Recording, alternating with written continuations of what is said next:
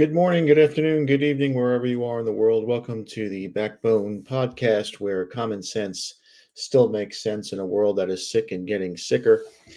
And I just wanted to share something with you today that I found interesting. I'm not the biggest fan of Bill Maher, but I think he comes under attack a little bit from both sides, especially when he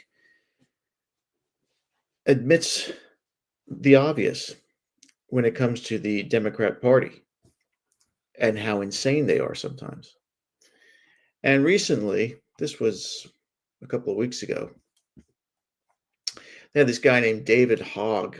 He's I don't know, he's one of these he's like he reminds me of George Stephanopoulos, like this young brash guy who just word salads everything just to sound smart, but really isn't saying much. And the topic here is why young males are leaving the Democratic Party. Now, of course, they're not going to tell you what demographic are leaving because it's young white males that are leaving the Democratic Party. And for good reason. They're getting bashed unmercifully over and over and over again. Right now, if you were a white male in the Democrat Party, you have to walk on eggshells to be around just people that you think you agree with. This guy, David Hogg, he's a DNC vice chair. A couple of months ago, he had the temerity to say to Democrats that they should pay more attention to young men. I mean, he's 25 years old, I believe, 26, so he should know. They should pay more attention to young men. And party leaders reacted by calling for one of these special elections to avoid his position as vice chair. Now, Hogg appears on the Bill Maher show that we're going to show you this clip here for informational purposes, of course. He appeared, I think it was May 9th, and Hogg lamented that his party was leaving young men behind. Now, I think he's being a bit facetious here, and he's being a bit cowardly here because they're not leaving young Black or Hispanic or gay men behind. They are leaving young, white, heterosexual Christian males behind. And those are the guys that, even if they don't really necessarily like Donald Trump or whoever Republicans are running against a Democrat, they're going to vote with their conscience, their wallets, and their values. I was in I was involved in politics for a little bit when I lived up in New York, and I will tell you that many politicians and a lot of political theorists, they always said the same thing. People vote with their wallets. And the second thing people vote for is with their conscience. If they see a party that is going completely off the rails, it doesn't matter what their voter ID card says, Democrat, Independent, Republican, they're going to go with the other party that they think is going to balance out how the country's going. And these voters, these young men, and I'm going to keep saying white males because that's who it is, they would rather vote for somebody who they don't necessarily agree with, but they see that the logic is there. It's like working at a great company, making great money, but your boss is an asshole and you just can't get along with him. It doesn't pay to be there. So you take the job that is not as prestigious. Maybe you don't make as much money, but at least you feel comfortable there. You're able to thrive in an environment that's peaceful. And a lot of these guys can't thrive in that environment. They just can't do it.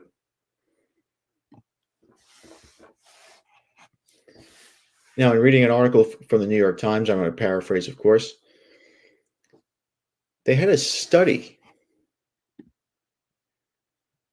They had a study where Democrats are now going to pluck $20 million towards studying this predicament of men leaving the Democratic Party or not voting Democratic as much as they used to. And what's the cause of this? Well, it's all the man bashing. It's all the man destroying. Liberal progressive Democrats have done nothing but wage war on toxic masculinity. You have to believe women at all costs, no matter what. And anything that red-blooded white American men would do, like maybe eat meat or or drink a beer, not good. You have to eat vegetables and you have to drink soy milk. No thanks.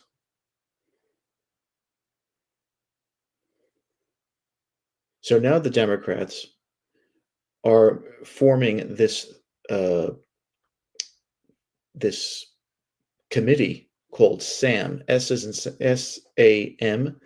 and SAM is an acronym for Speaking with American Men, a Strategic Plan, probing men as though they are some like life form from outer space. This is how they treat you. This is how they see you. They don't care how you are, how your life is going, if you're working, if you're making a wage that is that could that you that's sustainable for living. They don't care. They just care about your vote on that first Tuesday in November. They could care less about how your life is going right now if you're a 26-year-old guy. They just want your vote. Vote for me and shut up, stupid. And we hate you anyway.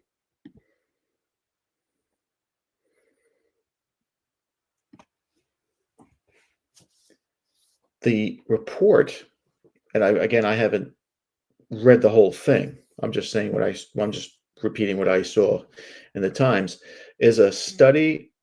They study the syntax, language, and content that gains attention and virility in young male spaces. Young men don't have spaces. When I was a young man, we had bars, nightclubs, private clubs, at other guys' houses, garages. We didn't have. There was no place to. There was no safe space for guys. There's never any space, the safe space. And when you have guys like Gavin Newsom, who's one of the worst executives in this country, one of the worst governors, repeatedly discussing how to reach average American men, you know something's wrong. Because that's a guy who has done everything he can in the state of California to destroy anything and everything that was once great about that state, and it was the great white people that lived there, the conservative white people that lived there. Now, listen, it's their fault they turned. It's the people of California's fault that they vote in these people all the time. Nancy Pelosi and Barbara Boxer and, so on and so on. It's their fault. And it doesn't look like they're changing it at any time. But when you're the DNC and you put Gavin Newsom as your poster child to try to figure out why this is happening, you've already lost. He's the last guy you should be asking for any sort of help on this situation. Let's see what this guy David Hogg has to say. This is a clip. Of course, this is from Overtime with Bill Maher. This is for informational purposes. Let's see what they say. There was the election that the DNC held, and I was the person that was one of the people that won one of the three positions that they had for the at-large vice chairs. So what was your claim? Part of the claim, so not to bore people, but to get into the bureaucracy of the DNC, we have a gender balance rule at the DNC because, of course. Well, there's issue number one. Why does there have to be a gender balance? Why does there have to be any sort of balance at all? When is there going to be when is the scales going to tip towards merit all the way over? Why does there have to be a woman here and a guy there? Black person there, Hispanic there, gay here. Why? Why does that have to happen? What happened to the good old days when we just went after merit? And you know what? If all of them are white guys in their 30s and 40s, so be it. At least things would run right. Because things aren't running right now. I mean, even Trump's cabinet, that Kash Patel is a disaster. But let's get back. Let's get back to David Hogg over here. Yes, we do. Equal And- protection. Okay. See, right away. By the way, the Republican Party does too. Right. If the chair is a male, then the vice chair has to be a female. Well, what's interesting is that's even more progressive than our vision, which is that the chair doesn't count towards the gender balance rule that we have. Frankly, I don't even know if it makes sense for us to have the gender balance rule anymore in this day and age, because I want to focus on whoever's just best at the job. Great. At this point, that's my own view. Terrific. And, you know, And what happened to those days? And listen, this guy here is, I think he's like 25, 26. He's pretty young. I think he just said something that that hits to the core of this issue. We don't go based on merit anymore. We base everything on identity. You have to be black, Hispanic, gay, woman, certain religions. But God forbid you're a white Christian heterosexual male. We can't have too many of those. No matter how bright they are, no matter how innovative they are, we cannot have too many of those because they're dangerous. And it's not diverse. We need diversity. Poppycock. By the way, I support what you're doing with respect to the primaries, because I can tell you, having been in politics for quite a while, I started as an intern for McCain. Some of these people don't know when it's time to go. They don't. Chuck So if this guy was an intern for McCain, and he's a congressman from New York, so he's even though he might be labeled a Republican, he's not even a rhino. He's basically a centrist Democrat. So if you work for John McCain, you're automatically considered a war hawk and a rhino in my eyes. But this guy isn't. He's probably a war hawk, which all Democrats are, but he's more center Democrat than he would ever be Republican. Chuck Schumer has been in elected office for 50 years. 1974, he was first elected. 50 years. AOC will absolutely kick his ass in a primary. She is the leader of the Democratic Party in this moment, and will continue to be, I think, the biggest driver of where the party goes from a governmental policy standpoint. And that drives many of my colleagues crazy. But the fact is, she has tapped into the base of support within the Democratic Party. And you see the juxtaposition between. So he's simping for AOC here. Now, there's two ways to think about this. And I don't think he's smart enough to do the first part. Sometimes, and Machiavelli wrote about this, sometimes if you have an opponent, like a political opponent, and you want them to run a weak candidate that you know has no chance of advancing to a higher office, you play those people up. So this guy's playing Alexandria Ocasio-Cortez, who is a mental midget to the third power. And he's talking her up. He's simping her up. Oh, she's great. She's the leader. She's this, she's that. If he was Machiavelli, he would be doing this to get people to vote for her, put her in power, as a trick, and destroy their party from within, from her terrible leadership, which would happen. If she's the face of the Democratic Party, they're finished. They're absolutely done. They have no chance of winning an election with that woman as a face. She is as dumb, and her district is where I used to live. She is the dumbest thing you'll ever see in any type of political discussion. She cannot, and it's just a shame that it's come down to this, that we vote in these people that have absolutely no experience or merit or just brains. But politics has gotten so dirty that people with good, smart people don't want to be involved in this anymore.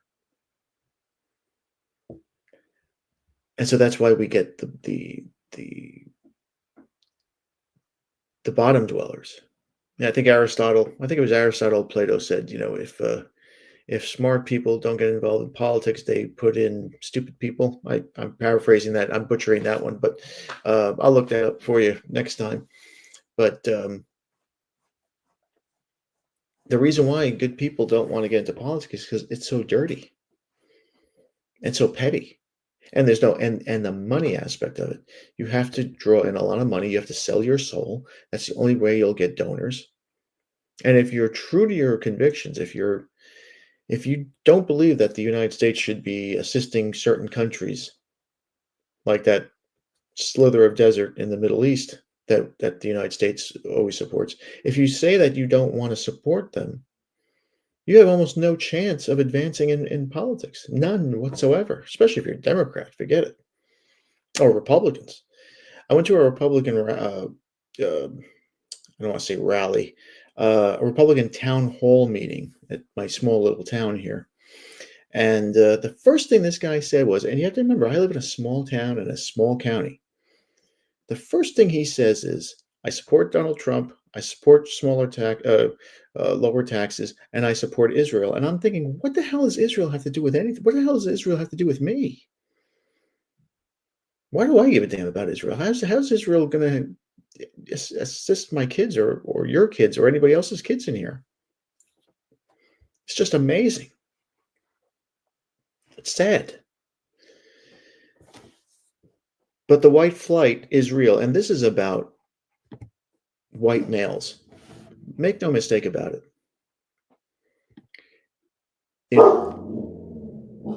In order to, and Reese, of course, is barking. In order to, you're kidding me? Shh. In order to win any sort of election, national election especially, you need to have young white males voting for you, at least at 51 or 52%. If you don't, you have no chance of winning. And the DNC is going to have to look at their policies and examine why these guys are leaving. And I'm telling you why they're leaving. They're leaving because these policies are geared too much towards women, gays, and minorities. There is no policy that says, you know what, we're going to help white guys out with loans.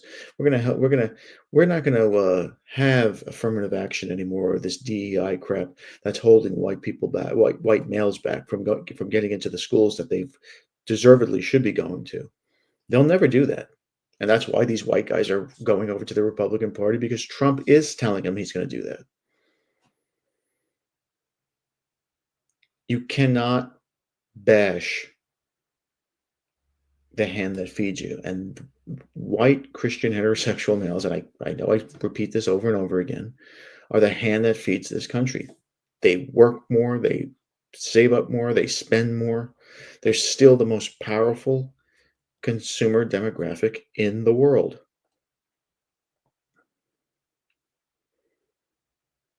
And every time they turn on the TV, they see a commercial with a white woman and a black man, having all this great fun. And then the next commercial will be some fat white guy who can't control himself with his eating habits, or he's a slob, or he doesn't know how to dress himself, or he can't take care of his own children.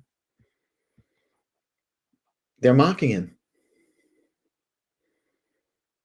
When I was growing up, there was no mocking of white men. White men were the shit.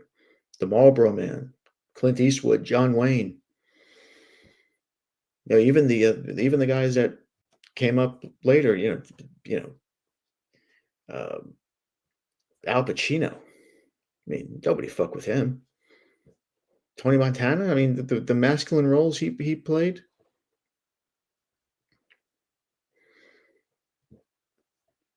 I mean, it was masculine. The world was masculine, and it was better. And the reason why these young guys are running towards the Republican Party, I say they're running towards the Orange Party, is because of the orange messiah that's there. They see Trump as a masculine, strong leader.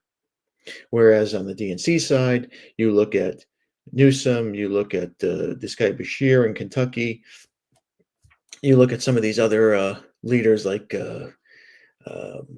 Tim Walz in Minnesota. These guys are as effeminate as all hell. They They are basically chicks with dicks. How could you take them seriously? Look at this guy we did the story about yesterday, Macron. He's a disaster. He has a 72-year-old woman smacking him around in front of the whole world. This is why men are moving more towards the right. We're seeing this in places like Poland. We're seeing major rallies and marches in Italy and in France now, where these guys are sick of this immigration and this weak leadership from Brussels, from the EU. And we're seeing it here in this country. Now, the question again goes, do you have to like the guy that you're voting for? And the answer is no.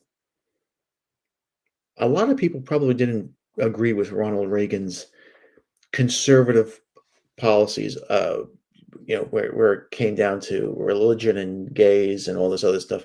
But they voted for him because he was good for the country. They didn't care about that other stuff. How are you going to keep more money in my pocket? How are you going to keep job growth in this country going? That's what's important. That's the only thing that's important. Protecting the country, moving the country forward economically. Everything else is just leave it to the states. Who gives a shit? You don't have to like your leader. Trust me, a lot of people hated Julius Caesar, but they loved him when they won. Now, of course, the Ides of March 15th,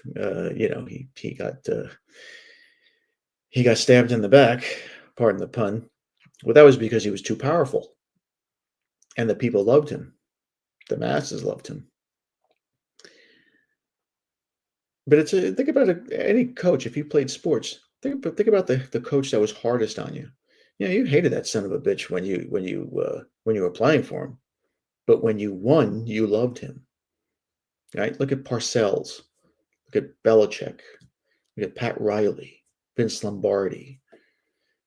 Those guys ran their players into the ground. But they were right, and they won, and that's when you get the respect and the admiration and the love in that field. And Trump,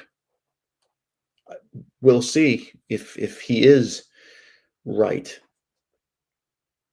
and if he will win. I don't know. He has way too many enemies in his party and in the other party. But men think logically. This goes to show everything that we've been talking about. Women think emotionally. Oh, the poor migrants, the poor gay people, the poor trans people, we have to help them. No, they're not important as the country is, as the country moving forward is. The defense of the country, the economic development of the country. Migrants hurt all of that. The gay issue is just superficial fluff. Nobody cares. It doesn't make society better. And the encouraging thing about this is maybe these young men are starting to change the way they think. Maybe they're starting to change the way they behave. Maybe they're starting to get together, which could be a dangerous thing. But maybe they're getting together and they are trying to change the society that they live in. Because we all know, and history tells us this, and it's batting 1,000. When men change, especially white men, when they change, society changes. When the white shift happens, society shifts. It's happened over and over and over again. And we've had moments in history like we're seeing now where things are just absolutely crazy. Again, I always refer to Goodbye Berlin, a book that describes the madness of the Weimar Republic. You read that book, you're not reading about 1920, you're reading about 2020. Now, the shift there was extreme and, depending on who you talk to, dangerous. But the shift was real because those white guys got together. And as I said, 10 guys in a room turns into 100, 100 turns into 1,000, 1,000 turns into 10,000, and all of a sudden you have a party that is taking 33% of the vote, and now they have power. And we're seeing that shift. We might be seeing that shift right now. We might be seeing that shift all over the Western world, because we're seeing these, we're hearing, we're reading, we're seeing these events, these protests, these marches, Black fatigue, Jewish fatigue. We're hearing all these trigger words. And it just goes to show that you can only push people so far. Now, there's no man memo tonight. I just wanted to, I've been meaning to get to so much stuff. It's almost like I can do two shows a day, which I might try to do. I just can't write my man memo as that fast. But I wanted to get this out to you. I have so much other stuff that I want to get to you, so it's going to be like a week or two late. But I think it's still relevant to right now. This was very interesting to me. The whole male flight in the Democrat Party, and make no mistake, it is white flight. But let me know what you think. Do you feel the shift happening? Are you one of these guys that has left the Democrat Party? Are you voting for Trump even though you don't like Trump? And it's okay, because as a man, you have choices. You have variety. Yeah, and you have to vote with your logic and your conscience, and you have to do what's right for, if you have children, of course, you have to think about them when you vote. Many people don't do that. Democrats certainly don't, and women absolutely do not. Women think about the children they don't want to have because they vote for abortion. If you support abortion, they'll vote for you. That's the sickness. That's the hell within women. All right. So as I said, there's no memo tonight. Thank you again for watching. Please like, subscribe, comment, and share. Be careful, gentlemen. Satan is always busy. Be a man. Have a backbone, because masculinity and common sense are worth standing up for. We'll see you later.